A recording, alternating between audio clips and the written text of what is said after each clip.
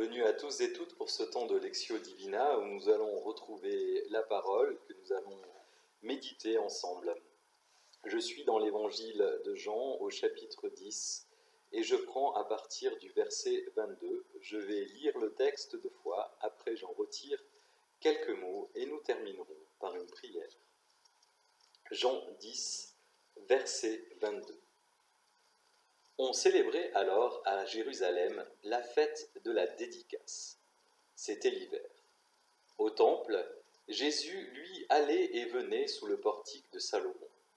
Les Juifs firent cercle autour de lui et lui dirent : « Jusqu'à quand vas-tu nous tenir en suspens ?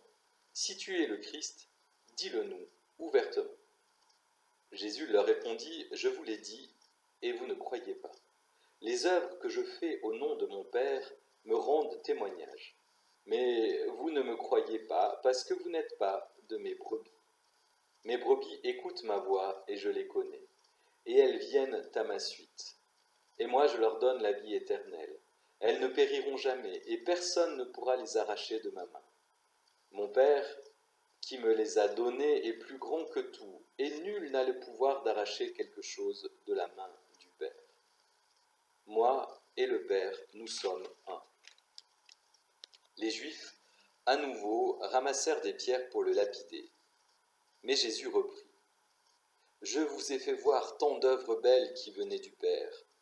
Pour laquelle de ces œuvres me lapidez ? » Les Juifs lui répondirent : « Ce n'est pas pour une belle œuvre que nous voulons te lapider, mais pour un blasphème. Parce que toi, tu es un homme et tu te fais Dieu. » Jésus leur répondit : « N'a-t-il pas été écrit dans votre loi ?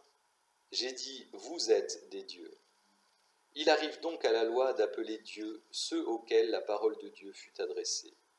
Or nul ne peut abolir l'Écriture. À celui que le Père a consacré et envoyé dans le monde, vous dites : « Tu blasphèmes, parce que j'ai affirmé que je suis le Fils de Dieu.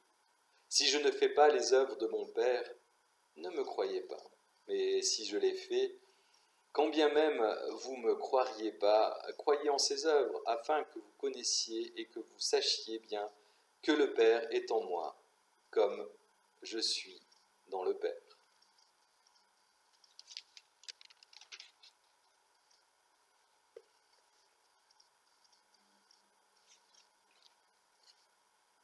On célébrait alors à Jérusalem la fête de la dédicace. C'était l'hiver. Au temple, Jésus allait et venait sous le portique de Salomon. Les Juifs firent cercle autour de lui et lui dirent : « Jusqu'à quand vas-tu nous tenir en suspens ? Si tu es le Christ, dis-le-nous ouvertement. » Jésus leur répondit : « Je vous l'ai dit et vous ne croyez pas. Les œuvres que je fais au nom de mon Père me rendent témoignage. Mais vous ne me croyez pas parce que vous n'êtes pas de mes brebis. Mes brebis écoutent ma voix et je les connais, et elles viennent à ma suite. Et moi je leur donne la vie éternelle, elles ne périront jamais, et personne ne pourra les arracher de ma main. Mon Père qui me les a donnés est plus grand que tout, et nul n'a le pouvoir d'arracher quelque chose de la main du Père. Et moi et le Père, nous ne sommes qu'un. » Les Juifs à nouveau ramassèrent des pierres pour le lapider.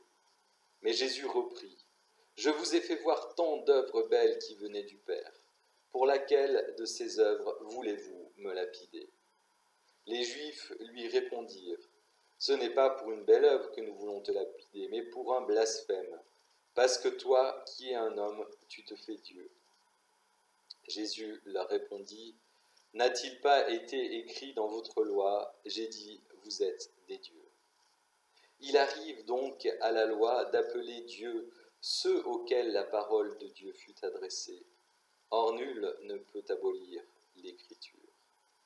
À celui que le Père a consacré et envoyé dans le monde, vous dites : « Tu blasphèmes, parce que j'ai affirmé que je suis le Fils de Dieu. Si je ne fais pas les œuvres de mon Père, ne me croyez pas. Mais si je les fais, quand bien même vous ne me croiriez pas, croyez en ces œuvres, afin que vous connaissiez et que vous sachiez bien que le Père est en moi, comme je suis dans le Père. »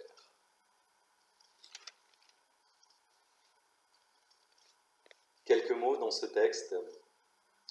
La fête de la dédicace, le portique de Salomon, firent cercle autour de lui. Si tu es le Christ, je vous l'ai dit, vous ne croyez pas. Les œuvres me rendent témoignage. Mes brebis écoutent. Elles viennent à ma suite. La vie éternelle est plus grand que tout. Moi et le Père, nous sommes un.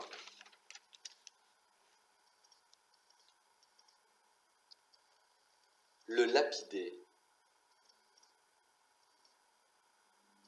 Tant d'œuvres belles.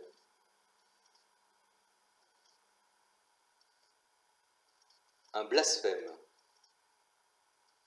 Tu te fais Dieu. Vous êtes des dieux. Nul ne peut abolir l'écriture. À celui que le Père a consacré et envoyé. Tu blasphèmes. Je suis le Fils de Dieu. Si je ne fais pas les œuvres de mon Père, croyez en ses œuvres.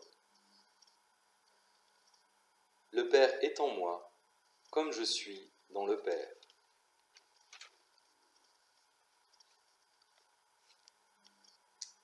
La fête de la dédicace est une fête qui rassemble beaucoup de monde autour du temple de Jérusalem et à Jérusalem. C'est une fête qui a lieu en hiver, vers la fin décembre, et qui s'appelle aussi Hanouka, la fête des Lumières. Jésus, lui, se tient sous le portique de Salomon. On dit que ce portique de Salomon est un peu le lieu de rencontre des adeptes de Jésus. Et ce n'est pas ces adeptes, les croyants, qui sont autour de Jésus, mais les Juifs qui lui demandent une nouvelle fois des comptes. Et il est question de savoir si Jésus est le Christ, le Messie qui vient. Et Jésus leur dit « Regardez ce que je fais et vous croirez en moi ». Et il y a ce passage très doux sur ces brebis et cette promesse de leur donner la vie éternelle et la protection de la même de Jésus. C'est cette promesse qui est importante dans le texte. Mais encore faut-il l'apprécier, cette promesse. Et là, Jésus redit sa nature, moi et le Père, nous sommes un. Il ne dit pas qu'il est Dieu. Il dit que 1 plus 1, ça fait 1. Alors pour les mathématiques, c'est pas réussi, mais pour l'idée, c'est-à-dire que lui et le Père forment une unité, mais ils sont quand même distincts. Bien sûr, cela ne convient pas aux Juifs et ils commencent à ramasser des pierres pour le lapider. C'est toujours ces histoires de lapidation d'une violence extrême dans ces textes bibliques. Et Jésus les met en question en leur demandant pourquoi veulent-ils le lapider, pour quelle œuvre veulent-ils lapider Jésus. Et finalement, quand on ne trouve pas de raison réellement valable pour condamner quelqu'un, on en sort une toute trouvée, celle du blasphème. C'est toujours finalement la solution la plus simple, blasphème. Mais là encore, Jésus les prend au mot et leur repose à eux, les spécialistes de l'Écriture, une parole de l'Écriture. Et il leur dit, ne jugez pas sur les paroles, mais sur les actes et les œuvres que je fais. Donc si vous ne croyez pas en moi-même, en ma personne Jésus, ben regardez un petit peu ce que je fais et vous me croirez. Et il va répéter cette histoire du Fils et du Père qui ne font qu'un, et que vous sachiez que le Père est en moi, comme je suis dans le Père. Et c'est cette promesse aussi qui nous accompagne aujourd'hui, d'être un avec le Père et de former ce tout qui résiste à toute logique humaine, mais qui contient cette promesse essentielle de vie éternelle.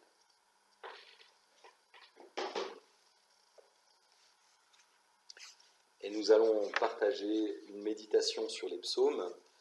C'est le psaume 24 aujourd'hui, toujours du livre Chant du silence d'Alain L'Herbray. Portes, levez vos frontons, élevez-vous portes éternelles, qu'il entre, le roi de gloire. C'est le psaume 24.